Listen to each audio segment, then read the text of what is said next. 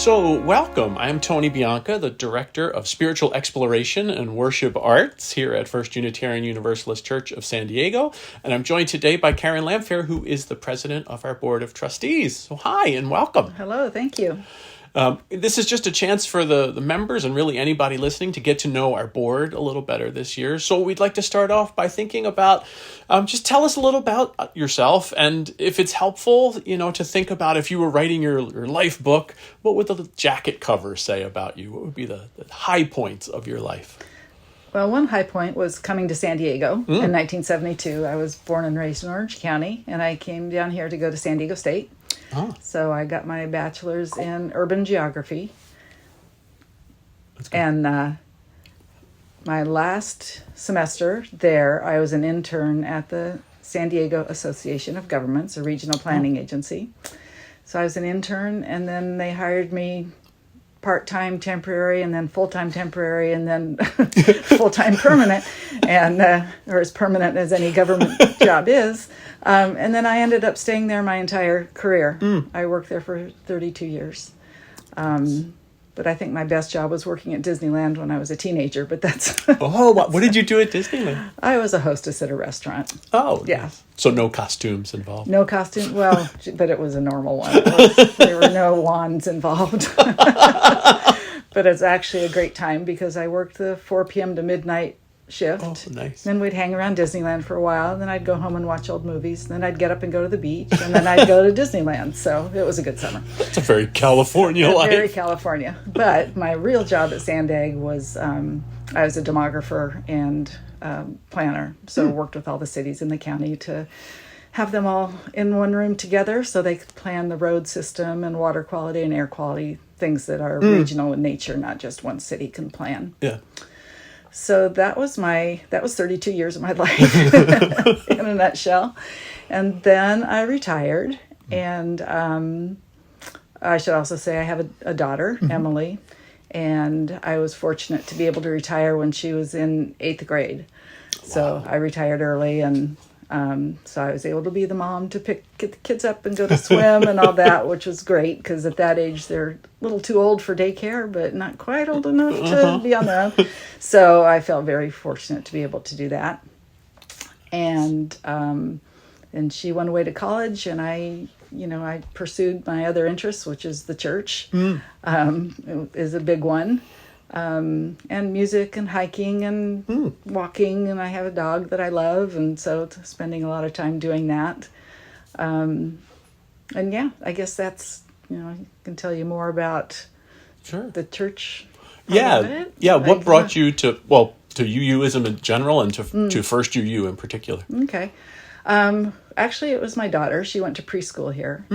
And one day, Wendy Bartell, who so many people know and love, put a flyer for the children's choir in all the cubbies in the preschool. And I knew nothing about Unitarian Universalism. I just knew they had a preschool, and that was cool.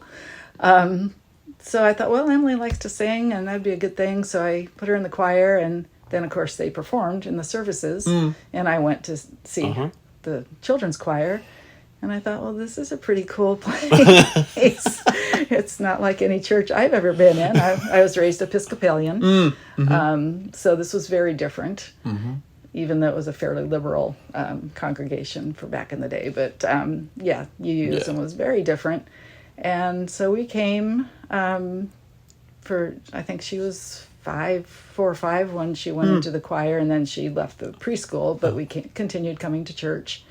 And I just have gotten more and more involved over the years as she grew up and left. And then when my mother moved down here, and then she became ill, so I was kind of busy with that. So working and a kid and a mom, and I had been asked a couple times if I would be interested in serving on the board, and it just wasn't a good time in my life. And then several years ago, my mother had passed away, and Emily was out of the house, and I had the time, so I agreed to be considered. Oh, that's awesome. Yeah. Yeah, I'm always fascinated by what brings people here, and very often it involves their children somehow, or at least some kind of program that they started first that was not, I came for worship, or I came like looking for a church. A lot of people come for OWL, or you're the second person actually this month who said, I came here because my kids joined the children's choir. So it just reminds me how important like all of the pieces of what we do really feed into who we are as a community. Yeah, and OWL is actually one of the things that kept me coming, not for me personally, but for my daughter. Yeah. And it's one of the few things I actually made her do. She did not want to do it. And I was, pretty flexible most of the time, but I just thought it was so important. So she did 2 sessions of OWL, and there were a couple friends here, people that she was friends with here, and they went through OWL together. So they all bonded over how much they hated us for making them go to OWL. But she's come very close to thanking me for making her go. She hasn't quite said those words, but right. I just think it's a very important and valuable program. Yeah. Yes, we are just in the process of sort of rebooting the OWL program after several years, 4 or 5 years of not being able to run it because of COVID first, and then sort of, ramping up everything from being shut down for a few years. And I've been surprised. We're just now getting ready to start OWL for grades 4 through 6th, and we've got 12 kids registered. Wow. Only 2 of which are regulars here at First UU. Some are from other UU congregations, and others are kids who, word of mouth, that just sort of traveled and people are registering. So that's great. Yeah, hugely popular program, and I can understand why, and it's also a huge draw for our church. Yeah, it's exciting to just get new people in for that program. Right. Yeah. So you grew up Episcopal. What was that transition like, coming from like a more traditional Christian understanding into this like UU world? Well, my family stopped going to church when I was about 13 or 14, and then a friend of mine kind of shopped around, went to different churches as teenagers, and nothing really stuck. And what I loved about the Episcopal Church was the kind of the ritual and the hymns. Yep. I do like that, but the rest of it I don't miss as much. There's a lot of, and we do the hymns here, we just have different words. So there's that. So yeah, it's very different and very much more what my spiritual home is. Yeah, I feel similarly, having grown up Catholic, and I still like this in my bones somehow, the ritual and the music and the songs. I'm reminded often of, I think it's Oscar Wilde who said, I go to church for aesthetic reasons. Right? It's the music and the windows and the art and all of that stuff is still in there somewhere. Yep. So how would you describe your sort of sense of spirituality now, or philosophy, if that's a better word? That's a really difficult question. And I guess that's why we're all here.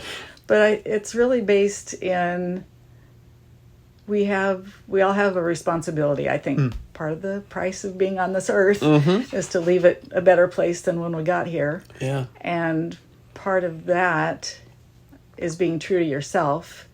And being true to yourself then, I think, gives you a clearer vision of how you can help the world. So that inherent worth and dignity of people is a big part of my spirituality. And also, service be its prayer. That's one of my favorite lines from our thing. So. Yeah, I always get the affirmation and the aspiration mixed up. I think that's the aspiration. I have to look at it in the order of service to figure out what I'm saying. Yeah, I mean, I also heard in that, like our the inherent search for truth and meaning, that like sort of finding out how to be true to yourself, right? I mean, I think for me, I started to figure that out in relationship with other people. Like it's hard to do that on your own. Just sort of sit and think, who am I? Yeah, and the freedom to be able to do that. Instead of being told what to think, and that's it's huge. And then surrounded by people who are like-minded and on the same journey as you are is big. Yeah, I mean, I also heard in your answer the idea of covenant, right? That like I think you said like it's the price of admission, right? On the earth, like we have a covenant not only with each other but with the with the earth and the other people on it, and the natural world, the web, right? Yeah, it kind of boils down to the golden rule. Uh-huh. I mean, if you want to get really basic Yeah. about it, is treat others the way you'd want to be treated, and that's a good place to start. Yeah, absolutely. Yeah, so what is it, if there were a highlight of First UU in particular, is there something about this place that just holds you here, or you just really like? It's the people. I know that's the easy answer. No? It's not. But the sense of community, and as I get older, that's even more important, or I notice it more, I think, as I get older. So yeah, just the sense of community and people caring for each other, and come here on Sunday and it feels like home, and or really any time, just come here and it's a safe place. Yeah. I remember at one point, I also, did not grow up here and came from Baltimore. And I remember that it was about 6 months in when I realized, like, oh, this feels like home now. Like the people on the patio and, before service, and those little interactions, around, in service also, but before and after, and just throughout the week, those interactions with the people really sort of hold me, I think. And lots of people, almost everybody that I've talked to, when we say, like, what holds you here? It's the relationships that we have with each other. Yeah. Right? Yeah. And as I got more involved in the church, I established more relationships. I think I was a slow starter in terms of getting to know people and to being involved. And, Sure. And actually, I'll give a shout out to Kristen, if I may. Sure. When she was the social justice person, I was heading up the reproductive justice group, and that group wasn't meeting. It had been one person doing that for many, many years, and then I took it over. And she actually really encouraged me to make it a group and meet regularly. And I was kind of reluctant to do that, just because me. But she was just so encouraging, and I did it, and then I met many other new people through that. So, that sort of, I got my feet wet doing that in terms of getting involved, and then really every experience that I've been involved in has just made it grow. Yeah. I mean, I think that when people ask about, like, what's the secret of, like, building community, I think it's, like, to get in there and do something, right? I mean, we don't want people to just be overworked, but also I think the more you're invested in even a small piece or one committee or one project, it just feels like that's what starts the relationships building. And one thing I've noticed recently, we have several new people, new members and new people coming, and there are several who have just dived in, and they're so active, and it took me years to do that. I just really admire people who can do that, and they're already such an asset to the church and the community. Yeah. And I also, as much as I think it's important to be involved, I also appreciate that I think we do a pretty decent job of letting people go at their own pace, right? That there are also people who come and just sort of show up on Sundays, and that's their way, that's their participation. That's fine, Yeah. So this next question may be a little more challenging. It's the question of challenge of what do you find challenging either here at First UU or just in the world of Unitarian Universalism or the world in general, really? I think the challenge is being challenged here. I grew up in a bubble, and I live in a bubble, and there are lots of new ideas here. Sometimes they're hard to wrap my brain around. So it's a good challenge because there are so many different ideas and thoughts and the ways of seeing the world. And I think it's the challenge of being challenged. Yeah, right? I mean, there's that sense that we having the freedom to think about your own philosophy and define spirituality and theology for yourself is both the blessing and the curse, right? Like, I get to do it, and like I have to do it. It's mine. Nobody's going to tell me. Look over my shoulder, and there's no one there telling me what to do. Yeah, absolutely. Yeah.